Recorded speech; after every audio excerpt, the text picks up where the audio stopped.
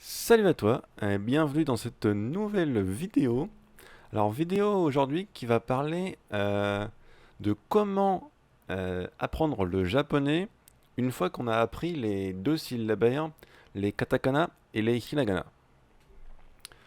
Alors en fait le truc c'est que souvent j'ai eu beaucoup d'étudiants qui m'ont demandé que faire une fois qu'on a appris les hiragana et katakana. La question revient souvent et il y a beaucoup de gens qui sont perdus. Surtout ceux qui ne sont pas dans une école de langue ou à la fac, et qui n'ont donc aucun repère pour se mettre en japonais. Alors comme j'expliquais dans la vidéo 4 trucs essentiels pour devenir bilingue en japonais, d'ailleurs je te mets le lien dans la description, et sur le i comme info, tu peux passer la souris si tu veux. Et donc dans cette vidéo je t'expliquais qu'une fois qu'on a appris les bases du système d'écriture, c'est bien d'apprendre les toutes bases de la grammaire. Mais en fait, pour apprendre les toutes bases de la grammaire, donc je t'expliquais qu'il y avait une méthode, la méthode Taekim, que tu as sur internet gratuitement. Donc je te mets le lien dans la description. Bon, le problème de cette méthode-là, c'est qu'elle est un peu scolaire. Et il y a beaucoup de gens qui sont un peu allergiques à tout ce qui est scolaire, à tout ce qui est grammaire. Et donc, il y a également une autre méthode que celle-ci, la méthode Assimile, que j'ai également utilisée moi quand j'étais débutant en japonais. J'ai utilisé la méthode Assimile, le japonais sans peine, je crois, si mes souvenirs sont bons. Et en fait, avec cette méthode, tu vas pouvoir t'habituer au japonais, que ce soit à l'oral ou à la lecture, puisqu'en fait, tu vas avoir les caractères, les hiragana, les katakana, les kanji, et même en français en phonétique, en fait.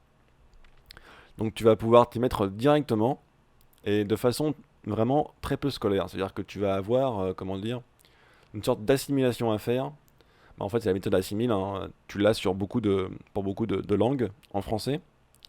Et je te conseille vraiment de faire celle-ci, de faire le assimile en même temps que la méthode Taekim pour avoir en fait deux phases, pour avoir deux options en même temps. C'est-à-dire une méthode avec une étude active, que j'appelle active, c'est-à-dire en fait une méthode où tu vas, avec ton stylo, apprendre activement des concepts et des façons de faire. Et en même temps avoir un truc un peu plus passif, tu vois, un peu plus non scolaire, un peu plus naturel, où tu vas plutôt t'habituer à la langue. Et d'ailleurs, le assimile, il va te permettre d'avoir des textes que tu comprends, alors que si tu vas prendre directement des animés ou des mangas, ou des films, etc., tu vas avoir sans doute du mal à trouver des phrases que tu arrives à comprendre, tu vois.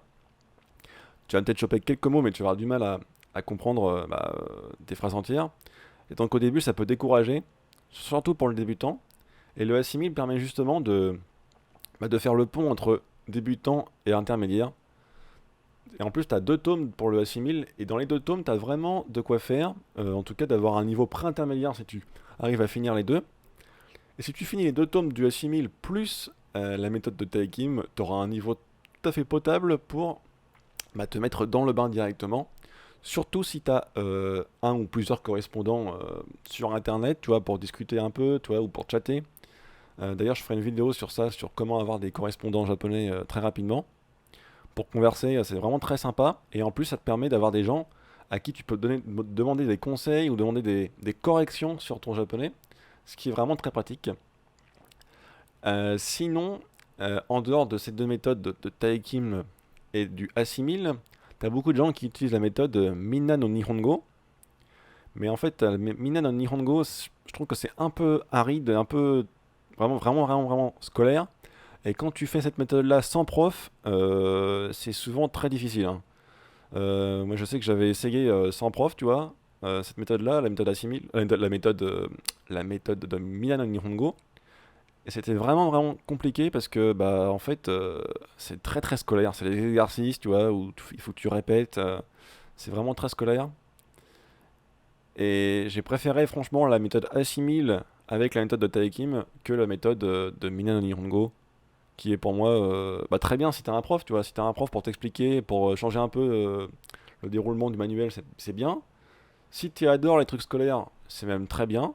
Mais bon, c'est pas pour tout le monde, quoi.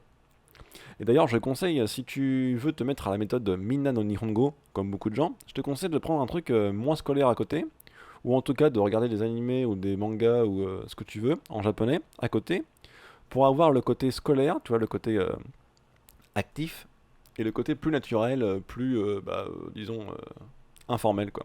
Pour que tu aies un peu les deux pendants du japonais, c'est-à-dire un japonais très traditionnel, très scolaire, comme dans le Minna no Nihongo, et un japonais plus, plus naturel, plus familier, souvent, dans les médias japonais, quoi. Tout ce qui est drama aussi, drama c'est très bien aussi pour se faire l'oreille. Tu vas voir, en débutant, tu vas progresser très lentement. Tu vois, la courbe, tu vois, ça fait une courbe comme ça hein, quand tu apprends une langue. C'est-à-dire qu'en fait, ça va pas être tout à fait linéaire, hein. Au début, tu vas faire des tout petits pas, hein. C'est-à-dire que tu vas apprendre vraiment tout doucement. Et en fait, plus tu vas apprendre de japonais, plus tu vas être bon en japonais, plus tu vas progresser rapidement. Jusqu'à un niveau, tu vois, intermédiaire, avancé, tu vois. Enfin, intermédiaire, ouais. Jusqu'à un niveau intermédiaire. Après, une fois que tu arrives au niveau intermédiaire, pour arriver au niveau avancé, tu vois, ça va revenir comme au niveau débutant souvent. C'est-à-dire que tu vas reprendre beaucoup de temps pour arriver au niveau avancé. Et en fait, le plus dur, c'est de finir le niveau débutant, ce que j'appelle débutant. C'est-à-dire qu'en fait, quand tu n'arrives pas encore à faire des phrases par toi-même, tu vois. Par exemple, tu sais pas dire un mot, bah tu vas faire une plus longue phrase pour expliquer ce que tu veux dire, tu vois. Une fois que tu arrives à faire ça, pour moi c'est le niveau intermédiaire, tu vois, c'est quand tu arrives à te faire comprendre sans trop de problèmes, sans qu'il y ait de coupure, tu vois. Tu peux expliquer même quand tu connais pas les mots de vocabulaire, même quand tu connais pas la forme grammaticale que tu veux utiliser, et que tu arrives à te faire comprendre sur le long terme. Pour moi, c'est le niveau intermédiaire. Et pour arriver à ce niveau intermédiaire, ça va prendre du temps, mais il faut pas s'inquiéter, c'est-à-dire qu'en fait, c'est pas du tout linéaire, tu vas avoir par palier, et le niveau débutant, tu vas l'avoir un petit long moment, selon tes capacités et ce que tu vas, et comment dire, et ton investissement en temps surtout, c'est surtout en temps, hein. C'est une question de temps et de fréquence, tu vois, c'est-à-dire que si tu vas en faire tous les jours pendant un an, tu verras, tu vas atteindre le niveau intermédiaire. Par contre, si tu vas en faire une fois par semaine, tu l'atteindras jamais, hein. Et c'est pour ça qu'il y a beaucoup de gens qui arrêtent parce que bah, ils en font pas tous les jours et donc ils atteignent jamais ce niveau intermédiaire où tu es capable de te débrouiller en japonais et donc en fait où tu vas carrément kiffer la langue, tu vois, parce que tu vas pouvoir faire tout ce que tu veux en japonais sans être bloqué. C'est-à-dire que tu vas pouvoir regarder un animé sans être bloqué, tu vas pouvoir parler à des gens en japonais sans être bloqué, etc., etc. Et ça va te permettre de te faire encore plus de japonais et donc d'avoir le niveau avancé et le niveau donc bilingue à terme. Voilà, donc si tu as aimé la vidéo, tu peux liker la vidéo, tu peux également t'abonner à la chaîne si tu veux. Euh, Moi je te rejoins demain. Demain, on va voir la suite des hiragana. Mata shitane.